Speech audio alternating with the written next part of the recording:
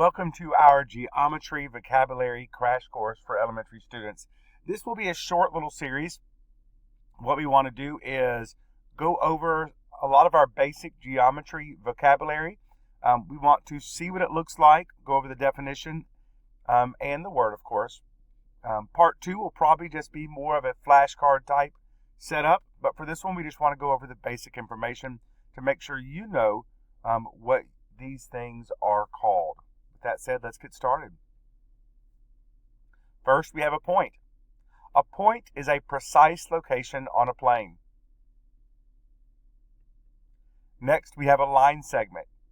A line segment is a straight path between 2 points. It does not go on forever. It has 2 endpoints, a clear beginning and end. And of course, if you were naming it, you would put AB, and you would have your line segment above it, AB. Next, we have a line. A line is a straight path that goes on forever in both directions. It has no endpoints. And this would be line CD, and we would write it like that. Make sure you have your arrow.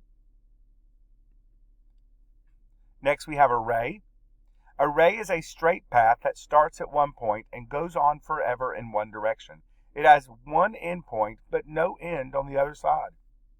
This would be GH, and we would write it like this, with a little ray above it. Next, we have an angle. An angle is formed when 2 rays share the same endpoint. The space between the rays is measured in degrees. Here we see the endpoint, and we see a ray going this way and a ray going this way. That forms an angle. We would write it like this, IKJ, and you'd have your little angle there. As was said in that last one, degree. Angles can be measured using a unit called a degree. So you measure the space from one ray to the other on the angle, and that space between it, when you measure it, is measured in degrees. So this one would be around 110 degrees. So the angle measurement would be 110 degrees. And this is your degree mark, that little circle. The number of degrees an angle turns through is its angle measure. So the angle measure of the same angle is 110 degrees. Next, we have a vertex. The point where 2 rays meet to form an angle is called a vertex. So this endpoint right here is the vertex. And the 2 rays leave that, forming an angle. Next, we have a right angle. A right angle is an angle that forms a square corner and has a measure of 90 degrees. And you can see it right here. There's our square corner. And the measure of that would be 90 degrees. And we would write it like this. Angle BAC is 90 degrees. And we have to have our degree symbol. Next, we have an acute angle. An acute angle is an angle that is open less than a right angle and has a measure less than 90 degrees. So an acute angle is smaller than a right angle. And here we see angle XYZ is smaller than that square. So it is an acute angle. Next, we have an obtuse angle. An obtuse angle is an angle that is open more than a right angle, but less than a straight angle. The angle measures between 90 and 180 degrees. So this one we can see is bigger than a square. It's not straight, so it's considered obtuse. So angle KAY would be obtuse. And since we referenced it, we have a straight angle. A straight angle is an angle that forms a straight line and has a measure of 180 degrees. So angle CJM would be 180 degrees. It is a straight angle. Next, we have parallel lines. Parallel lines will never touch or intersect, no matter how far they go. They stay the same distance away from each other. So here we have line CD and line EF, and we would write it like this because they're both lines on this one with your little parallel lines between it. Next, we have intersecting lines. Intersecting lines are lines that pass through or cross each other at one point. So here we have line CD and line EF, and they cross each other here. That makes them intersecting lines. That crossing is called an intersection. We also have perpendicular lines. Perpendicular lines are lines that intersect or pass through each other at one point, forming right angles. So perpendicular lines are intersecting lines, but they're a special kind of intersecting lines that form a right angle. There's your little square at 90 degrees. And that right angle, where the intersection is, makes them perpendicular lines.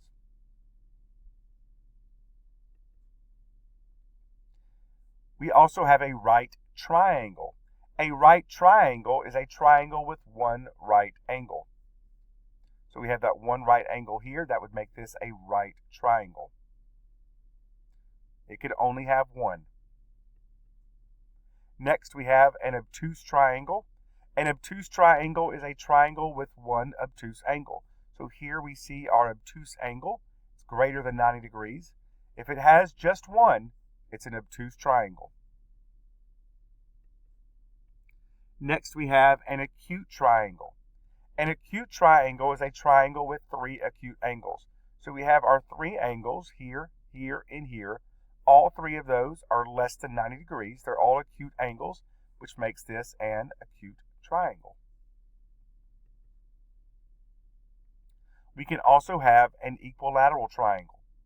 An equilateral triangle is a triangle with three sides that are the same length. Usually you see these identified with these little lines on there, which signifies that they're the same length. So that would make this equilateral. Key part of that is equal, which means the same. And you might think to yourself, isn't that also an acute triangle? This one would be. Next, we have an isosceles triangle. An isosceles triangle is a triangle with at least two sides that are the same length. Here we have that same little symbol. There's only two of them, so two sides are the same, which makes this isosceles triangle. And again, a triangle can have more than one name. This triangle is isosceles, but it's also acute.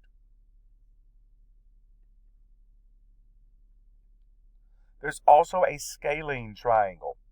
A scalene triangle is a triangle with no sides that are the same length.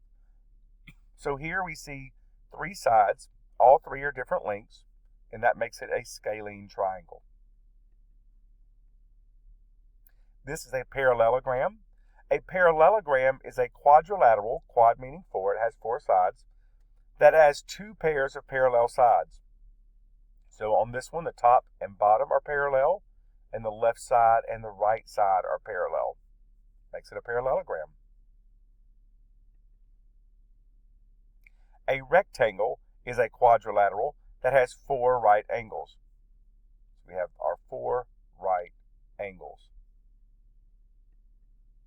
We can also have a square. A square is a quadrilateral that has four right angles and all sides are the same length. Now, in case you didn't notice, a square would also technically classify to be a rectangle because it has the four right angles. A square is a special kind of quadrilateral and rectangle that has four sides that are the exact same. There's also a rhombus. A rhombus is a quadrilateral that has opposite sides that are parallel and all of its sides are the same length. So here we have that same little symbol which identifies that all four sides are the same length. These two sides are parallel. These two sides are parallel. That makes this a rhombus. Next we have line symmetric. A figure is line symmetric if it can be folded on a line to form two halves that fit exactly on top of each other. So this heart, if we were to fold it completely in half on this line, and they both sides matched, it would be line symmetric. Now that line is called a line of symmetry. The line on which a figure can be folded, so both halves are the same, is called a line of symmetry. So here's that same heart. We fold it on that line, both sides are the same. This line is a line of symmetry. I put a second shape here because I want to make sure we know A shape can have more than one line of symmetry. Here we have a shape here. Whether I fold it here or fold it here, I could have both sides would be the same. So keep in mind that a shape could have more than one line of symmetry. And last, we have a protractor. A protractor is a tool used to measure and draw angles. So you would line up your protractor on your bottom ray, make sure that little dot is on the vertex, and then you would measure where the other ray goes, and that would tell you the size of it. That is the last term in our geometry vocabulary crash course. I hope this helps clear up some understanding, and until next time, good luck figuring things out.